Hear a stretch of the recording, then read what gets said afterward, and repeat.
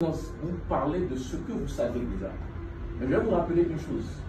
Quand on parle d'école, ça veut dire qu'il y a des classes. Ça veut dire qu'il y a des niveaux. Lorsqu'on parle d'entre les vues géophysiques ou géospatiales, vous allez avoir des niveaux. Passer de niveau à niveau. Et de niveau à niveau, vous allez passer maintenant à un ensemble de niveaux, vous allez dans une sphère. Et après, vous allez passer de sphère en sphère. Et lorsque vous avez atteint un niveau de sphère, vous passez maintenant à une dimension. Et dans la dimension, vous avez la première, la deuxième, la troisième, la quatrième dimension. Et c'est assimilable à la première génération télécom, la 2G, la 3G, la 4G et bientôt la 5G. C'est comme ça que la dynamique fonctionne. Lorsque la technologie 1D a commencé, on dessinait, on faisait des gribouillis. Lorsque la technologie 2D a commencé, on est passé au dessin animé. Dans la 3D, on a commencé par voir de la réalité virtuelle, la simulation. Dans la 4D, on a l'Internet des choses. Et dans la 5D, on a, comment on appelle, la réalité augmentée. Ça veut dire quoi? Vous êtes dans la perspective, en tant que leader d'aujourd'hui et de demain, de déterminer ce que vous allez occuper comme fonction, pas pour les fonctions, mais ce que vous allez avoir comme impact. Tout ce que je dis, vous pensez que ça n'a rien à voir avec le volontariat. Je vais vous expliquer pourquoi c'est important. La gouverneure m'a demandé, elle était gouverneure nommée en février 2020, elle m'a demandé de me préparer à gérer pendant le mandat 2021-2022, quand elle sera gouverneur, la commission Action Jeunesse, qu'on appelle encore la commission Jeune Génération. Et depuis 2017-2018, il y avait un démembrement de la commission. Tu sais de ce que je parle, après ton mandat. Où on a un président de la commission Rotarat, après la commission Interat. Elle a dit, je pense qu'il y a un problème de coordination. Et j'ai dit, je suis d'accord. Et on a discuté.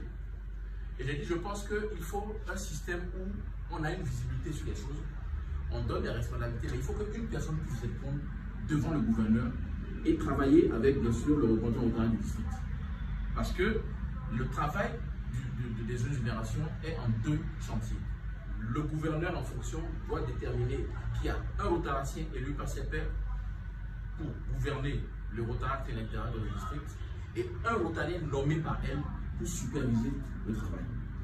Ce qui veut dire que nous sommes mis d'accord qu'il fallait intégrer toute la commission, avoir le rotarat, l'intérêt, les échanges de jeunes, les échanges amicaux, les anciens du rotary et bien sûr avoir un projet qui s'appelle le RILA. Je dis tout cela pourquoi? Elle m'a dit, la question n'est pas de devenir assistant gouverneur ou quoi que ce soit, ce n'est pas là le problème.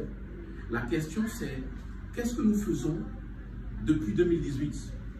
Le président Mario Racine du Rotary International lance le chantier Élever le Rotarat. 2019-2020, le président Marc Maloney préside le conseil de législation qui demande à ce que le Rotarat soit complètement élevé et met en place des nouvelles réglementations sur le Rotarat. Lorsque, en 2016, on a introduit la question de flexibilité, vous allez vous rendre compte qu'on a parlé, on est passé à la double appartenance. On peut permettre à un rotarien, au rotarien de cumuler l'appartenance au rotarien. On est passé au partenariat à l'époque. Et il y avait un tollé général où un rotarien qui avait l'habitude d'appeler un rotarien parrain l'appelle désormais partenaire.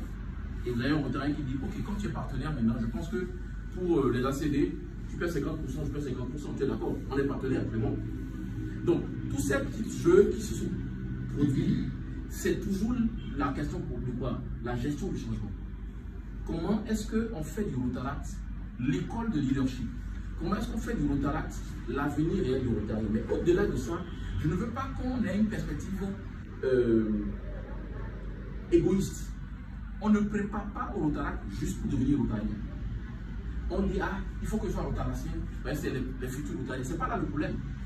Le rotaratien, c'est celui qui a la possibilité aujourd'hui, à la limite de devenir rotarien, de rester rotaratien à vie, puisque ce n'est plus un programme parlé par le Rotary. C'est un type de membre au niveau du Rotary. Mais pourquoi est-ce que le Rotary est pertinent aujourd'hui? C'est parce que si vous avez le Rotary, il y a ce qu'on appelle les domaines d'action du Rotary. On appelle avenues of service, donc les voies de service. La première, c'est l'action intérieure. on vous apprend à comprendre que le club repose sur deux piliers essentiels qui sont l'effectif et l'administration.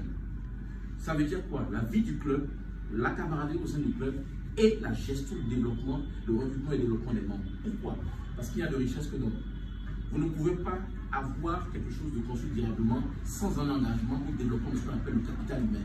Donc notre pilier principal, c'est l'action intérieure.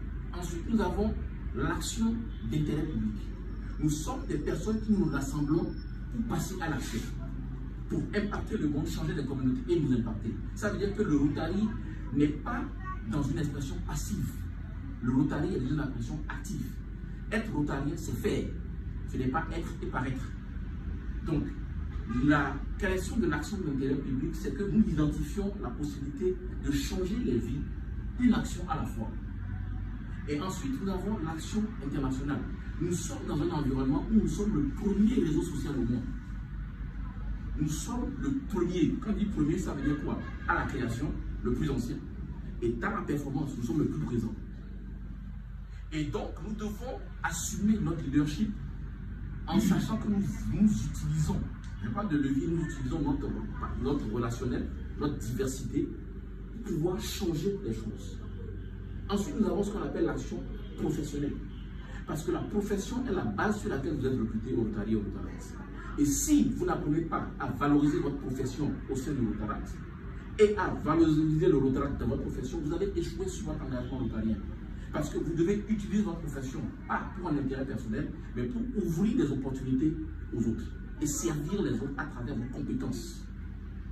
Et ensuite, vous avez ce qu'on appelle l'action jeunesse. L'action jeunesse, parce que nous considérons qu'il n'y a pas d'impact durable sans un engagement à la postérité et à la succession.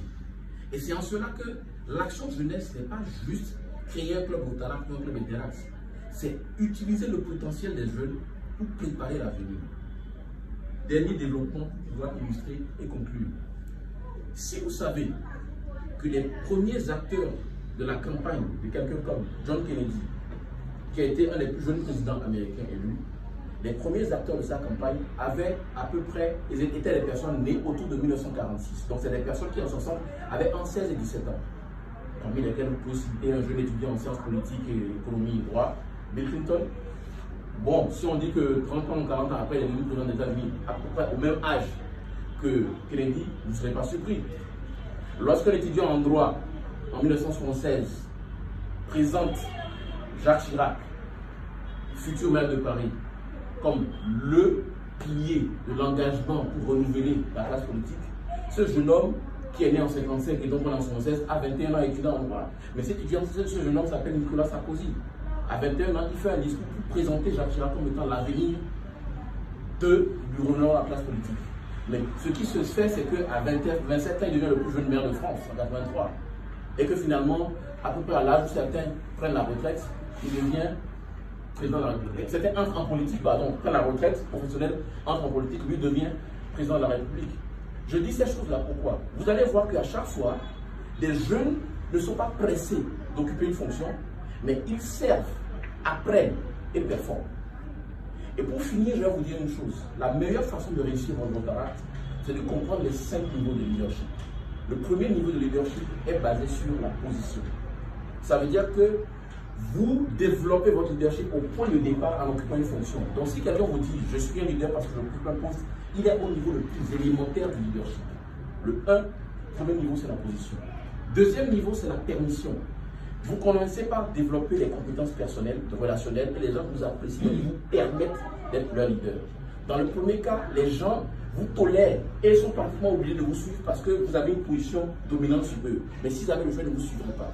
Donc c'est votre position que vous utilisez pour pouvoir gérer les gens. Deuxième niveau, la permission, parce que vous commencez par être quelqu'un d'amical, quelqu'un d'accueillant. Mais si vous restez trop au niveau 1, vous serez un homme de pouvoir, un homme de réseau occulte et d'intrigue. Donc il y aura ce qu'on appelle à l'intérieur des jeux de pouvoir. Et si vous prenez de l'individu, vous passez à l'organisation, un club qui reste au niveau 1, c'est un club où les gens se battent pour avoir des postes. Les gens ne servent pas. Un club de niveau 2, c'est un club où il y a beaucoup de camaraderie, mais pas d'efficacité. C'est la même façon, le leader de niveau 2, il est relationnel, mais il ne peut pas aller au-delà. S'il reste à ce niveau-là, il ne sera pas performant. Il va avoir beaucoup d'amis, il va être bien avec tout le monde, mais au moment des résultats, il ne sera pas performant. Au troisième niveau, on parle de productivité. Parce que vous commencez par appliquer certains principes, à être un peu plus regardant sur les objectifs à atteindre. Lorsque vous arrivez dans un club de niveau 3, qu'est-ce qui se passe? Vous avez un club où les gens veulent aller au charbon, les gens performent des actions, les gens se battent pour pouvoir atteindre l'objectif. S'ils restent trop longtemps, l'avantage c'est qu'ils deviennent crédibles, parce que votre productivité devient votre crédibilité, parce que je dis ce que je fais. Et donc, vous commencez par apporter des résultats. Sauf que le problème en restant au niveau 3, c'est que vous avez plutôt tendance à performer, à épuiser vos collaborateurs. Donc, un club de niveau 3, quand vous finissez l'année rotarienne, vous repartez à zéro, on reprend tout à zéro. Parce qu'il n'y a pas quoi? Le plan de succession. Et donc, il faut passer au niveau 4, qui est le développement des personnes. Le quatrième pilier, le développement des personnes. Vous commencez par faire quoi? Pensez au fait que tout ne se limite pas à vous ou à un mandat, mais qu'il faut commencer par penser à ce qui se passe au-delà. C'est là que ce club commence par dire quoi? On s'assoit, on rédige quoi? Le plan de leadership du club. On commence par dire, à tout casser, je ne vais pas être président pendant plus de 12 mois. Okay? Dans le pire des cas, je vais être président pendant 12 mois et quelques jours, le temps de passer la charge. Okay? Donc, qu'est-ce que je fais? Si je considère que le plan de succession n'est pas aller chercher mon successeur, mais mettre en place le système par lequel je forme mes membres pour passer les différents niveaux et être capable de performer. Et m'assurer également que j'ai un plan de leadership qui me permet de dire que, au-delà d'être président nommé, désigné, nommé, élu et président et IPP, que je crée un environnement où mon club se donne les moyens de servir mes membres, de servir au-delà du club. Vous avez un passe président, assistant DRD. Vous avez un passe président DRD 2017-2018. Président assistant DRD 2018-2019. Vous avez un passe président secrétaire de district 2021-2022. Lorsque vous commencez par faire ça, ça ne doit pas être une surprise. Ça doit être un travail que vous effectuez, de façon consciencieuse. Je vais vous donner la clé essentielle, c'est de savoir qu'il ne s'agit pas d'une personne, il s'agit d'une institution. Il s'agit de créer des structures pérennes pour que votre club soit capable de changer les vies vraiment. Que les gens viennent au Rotaract, même s'ils n'ont pas l'ambition de devenir rotariens, lorsqu'ils ont été rotaraciens, ils apprennent à prendre des décisions, qu'ils apprennent à parler en public, qu'ils apprennent à comprendre que les gens ne sont pas comme eux, qu'ils apprennent à tolérer les autres, qu'ils apprennent à apprendre et à faire faire. Quatrième niveau, c'est le développement des personnes. Ça se passe comment? Je fais ce que je dis et non ce que je fais. Ensuite, donc, je fais quoi? Je fais, il m'accompagne. Il fait, je l'accompagne. Il fait, quelqu'un l'accompagne. Cette personne fait, il l'accompagne. Ça veut dire que vous allez passer le relais. Et c'est comme ça que vous avez appris aux autres à former les autres pour pouvoir leur permettre d'agir. Si vous devez être présent dans votre club pendant trop longtemps et être la personne la plus incontournable de votre club, qu'est-ce qui va se passer? Vous serez confortable dans le fait que vous êtes le Dabo. C'est la personne qui est celle qui maîtrise tout. Mais qu'est-ce qui va se passer?